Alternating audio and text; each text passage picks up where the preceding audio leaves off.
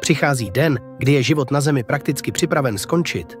Neočekávaně přiletí z hlubin vesmíru neznámá planeta, aby se stala satelitem Země a nabídla lidstvu své zdroje.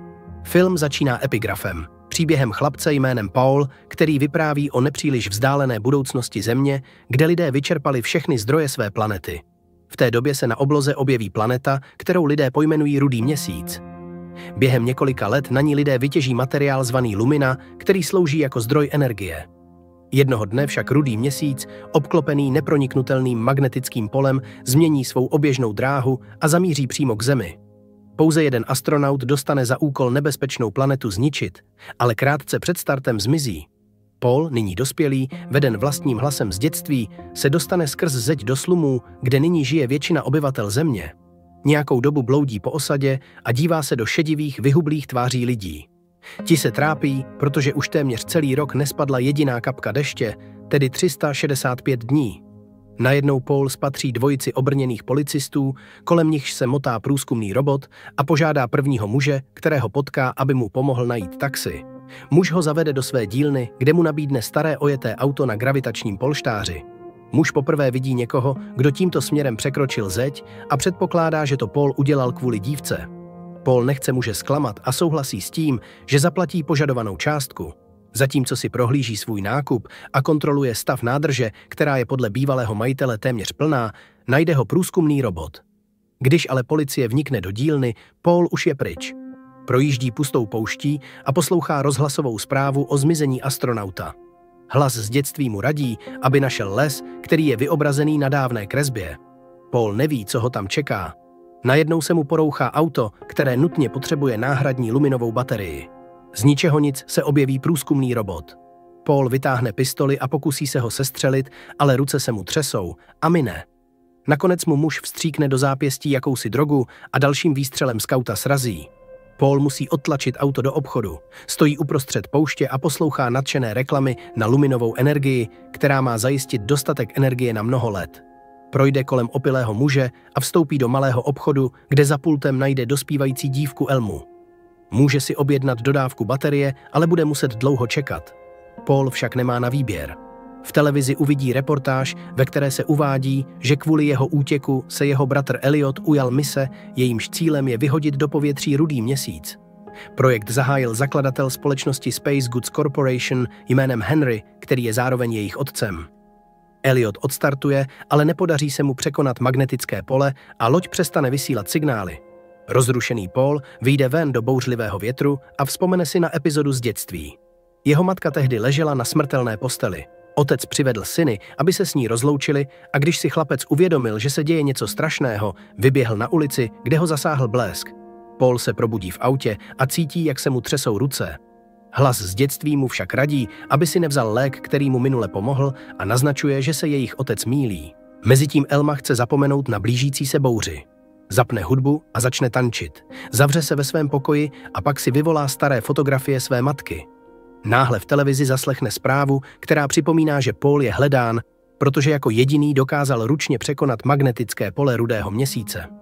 Elma si spěšně zbalí věci, ale její otec ji zastaví a odmítá ji pustit z přívěsu, protože venku hrozí příliš mnoho nebezpečí.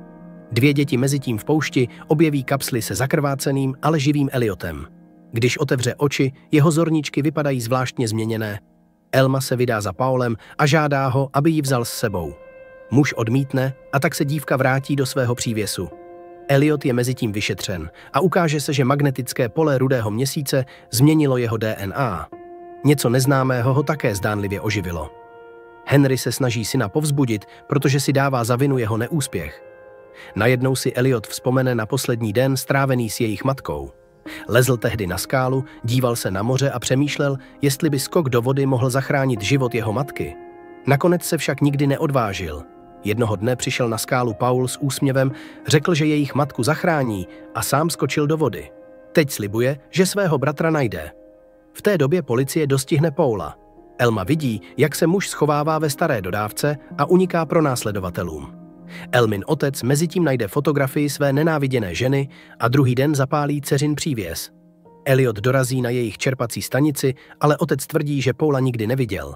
Paul, který vše sleduje zpovzdálí, tajně vyndá z auta baterii, aby ji mohl předat svému bratrovi. Elliot se přitom zdá, jako by se díval přímo do duše majitele čerpací stanice.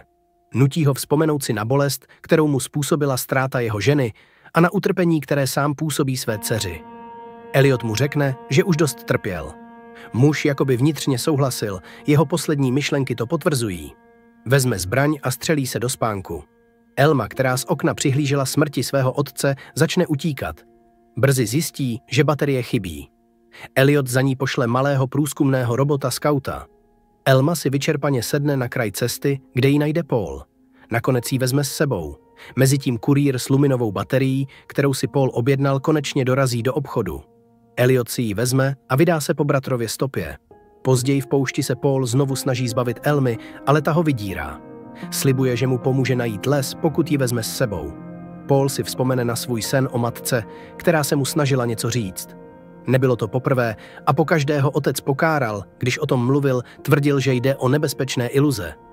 Paul ale svému bratrovi přizná, že se mu matka také zjevuje ve snech, ale úplně jinak. Vypadá v nich mrtvá a mnohem starší. Dvojice mezitím dojede na kontrolní stanoviště. Jejich auto je podrobeno vnější kontrole a policie je na základě rozkazu zastaví. Za volantem je však nyní Elma, která stráž oklame. Policisté jim nakonec dovolí projet. O něco později Paul a Elma dorazí do kavárny u silnice. Paul zavolá svému otci Henrymu a oznámí mu, že Rudý měsíc by neměl být zničen a že poslat tam Elliota byla chyba, protože při misi zemřel. Henry to popírá a vysvětluje, že chtěl zachránit svou ženu. Přiznává, že ji přes její prosby nechal zemřít kvůli své nečinnosti, protože věřil, že jí nedokáže pomoci. Rozhovor přeruší policejní jednotka, která vtrhne do kavárny. Paul se popere s jedním z policistů a málem přijde o život, ale Elma ho na poslední chvíli zachrání. Dvojice uprchne a pokračuje v cestě. Elma pláče, otřesená hrůzami, které právě zažila. Paul se jí svěří se svými dětskými vizemi, ve kterých se objevoval Rudý měsíc a lidé z něj začali těžit luminu. Už tehdy cítil, že to není správné, ale nedokázal vysvětlit proč. Později provedl výzkum a zjistil, že tato podivná planeta se na obloze objevila už dříve. Pokaždé způsobila zásadní změny, po kterých se život na Zemi zdánlivě znovu obnovil. Paul tyto poznatky sdílel se svým otcem a tvrdil, že by se planeta měla nechat na pokoji. Henry mu však nařídil, aby si vzal lék, který potlačuje jeho vize. Nyní Paul odhazuje injekci s lékem a s Elmou diskutuje o Rudém měsíci. Myslí si, že planeta reaguje na lidské činy, na zlo odpovídá zlem. Mezitím Elliot dorazí do kavárny, kde přesvědčí majitelku, že se její manžel nikdy nevrátí. Zlomená žena se rozhodne dobrovolně odejít ze života. Paul ukazuje Elmě kresbu lesa, poslední věc, která mu zůstala z jeho vizí. Věří, že pokud se tam dostane, pochopí, co má udělat. Ráno usnou, aniž by si všimli robota skauta, který pronikl do jejich auta. Když se probudí, Elma se přizná, že ho dříve udala za odměnu, ale stalo se to ještě předtím, než souhlasil, že ji vezme s sebou. Paul jí navzdory tomu dovolí pokračovat v cestě. Elliot je mezitím pronásleduje.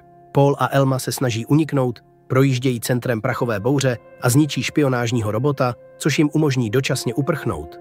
Nakonec se dostanou do opuštěného kina, kde sledují starý film o přírodě, jaká kdysi existovala na Zemi. Elma je okouzlena nádherou, kterou nikdy neviděla. Paul náhle pozná, že les z jeho dětských vizí odpovídá scéně z tohoto filmu. Začne pochybovat o sobě samém. Není to jen blázen, který honí obraz z filmu? V tu chvíli Elliot spolu s policií dostihne uprchlíky. Paul rychle vymyslí plán a předstírá, že Elma je jeho rukojmí, aby se mohli dostat pryč. Vyjde ven s namířenou zbraní, ale Elliot ho nezastaví. Na jeho povel jeden z policistů vystřelí a zraní Elmu. Paul ji naloží do auta a sám usedne za volant. Začíná divoká honička. Elma, navzdory svému zranění, pomáhá Paulovi řídit. Když dojedou ke kontrolnímu stanovišti, nařídí mu, aby pokračoval. Elliot je však stále pronásleduje a honička pokračuje do mraků. Paul nakonec havaruje a auto se zřítí dolů. Paul vidí Elliota stojícího nad zraněnou Elmou. Jeho bratr mu připomene, že Rudý měsíc vždy označoval za jejich matku. Pravda je, že pouze Paul může planetu zničit a Henry ho k tomu donutí. Pokud však chce zachránit Elmu, bude muset obětovat sám sebe. Paul namíří zbraň na svůj spánek, ale nakonec změní směr a střelí Elliota. Zničený bratrovou smrtí vezme Elmu a odvede ji do starého majáku u vyschlého moře.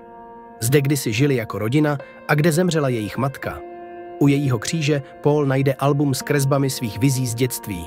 Nakonec si uvědomí, že nemůže dál utíkat. Rozhodne se vrátit na vesmírnou základnu a čelit svému osudu. Henry se s ním ještě setká, zatímco zraněnou Elmu odváží lékařské vozidlo.